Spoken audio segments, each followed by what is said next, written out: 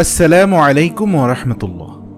প্রিয় দর্শক, আজকে আমি এমন একটি দোয়ার কথা বলবো, সত্যি দোয়াটি আমাদের জন্য খুবই গুরুত্বপূর্ণ একটি দোয়া। প্রিয় দর্শক, যারা খুব বেশি কষ্টে এবং বিপদের মধ্যে আছেন তারা এই দোয়াটি মাত্র একবার পড়ুন। ইনশাআল্লাহ আশা করি আপনার সমস্ত কষ্ট, বিপদ আপদ দূর হয়ে যাবে। প্রিয় দর্শক, এই দোয়াটি শুধুমাত্র আপনার কষ্ট এবং দুঃখকে দূর করার জন্য নয়, এই আমলটি করলে আপনি সমস্ত বিপদ আপদ থেকেও রক্ষা পাবেন। প্রিয় দর্শক, আপনারা জানেন সমস্ত সমস্যার সমাধান দিতে পারে আল কোরআন। এমন কোনো সমস্যা নেই যে সমস্যার সমাধান কোরআন দেয়নি। সুবহানাল্লাহ। আল্লাহ তাআলা সকল সমস্যার সমাধান পবিত্র কোরআনের মধ্যেই রেখেছেন। আমি আজকে যে দোয়াটির কথা বলবো সেটিও পবিত্র কোরআন থেকেই নেওয়া। আমলটি হচ্ছে কোরআনের একটি আয়াত, যে দোয়াটি আল্লাহর রাসূল সাল্লাল্লাহু আলাইহি ওয়াসাল্লাম নিজেও করেছেন। ভিডিওটি শুরু করার আগে একটি অনুরোধ করছি, ভিডিওটি অবশ্যই না টেনে শেষ পর্যন্ত দেখবেন।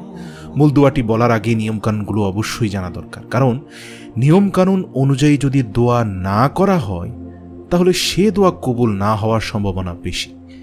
আর যদি নিয়মকানুন অনুযায়ী কোনো দোয়া করা হয় তাহলে সে দোয়া আল্লাহ তাআলা খুব তাড়াতাড়ি কবুল করে নেন। আমাদের জানতে হবে কি প্রক্রিয়ায় দোয়া করলে সেটি দ্রুত কবুল হবে, তাই আমলের নিয়মটি আমাদের জানা প্রয়োজন। এই দোয়াটি প্রত্যেক দিন ফরজ নামাজের পর একবার করবেন, আর নামাজের পর যদি মনে না থাকে তাহলে অন্য কোনো ভালো সময় দোয়াটি করবেন। দোয়া কবুলের সবচেয়ে ভালো সময় হচ্ছে ফরজ নামাজের পরে। যদি কোনো ব্যক্তি নামাজের পর দোয়া করে তাহলে সে দোয়া আল্লাহ তাআলা অতি দ্রুত কবুল করে নেন।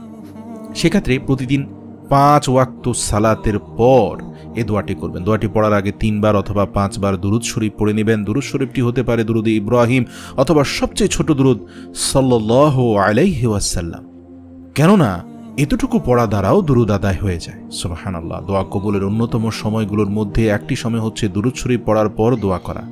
অর্থাৎ দুরুদ শরীফ পাঠ করার পর যদি কেউ দোয়া করে তাহলে মহান রব্বুল আলামিন সে দোয়াটি কবুল করে নেন।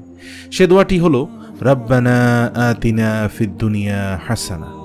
এর অর্থ হচ্ছে, হে আমার প্রভু, হে আমার প্রতিপালক, আপনি আমাকে দুনিয়ার সমস্ত কল্যাণ দান করুন। দোয়াটি খুব ছোট, আমরা অনেকেই জানি, কিন্তু এর অর্থ হয়তো আমাদের অনেকেরই মুখস্থ নেই। আপনি যদি একবার দিল থেকে অর্থটা অনুধাবন করে দোয়াটি করেন, 2 চোখের পানি ছেড়ে দিয়ে মনে মনে ভাববেন যে হে প্রভু, দুনিয়ার সমস্ত কল্যাণ আপনার কাছে চাইছি, আর মুখে আরবিতে বলবেন রব্বানা আতিনা ফিদ দুনিয়া হাসানা। হে আল্লাহ, দুনিয়ার সকল হাসানা আমাকে দান করুন। এর ফলে আল্লাহ তাআলা আপনার সকল কষ্ট দুঃখ দূর করে দিবেন ইনশাআল্লাহ, এবং সুখ শান্তির ব্যবস্থা করে দিবেন। দ্বিতীয় অংশ যেটি পড়বেন, ওয়াফিল আখিরাতি হাসানাহ ওয়া কিনা আযাবান নার।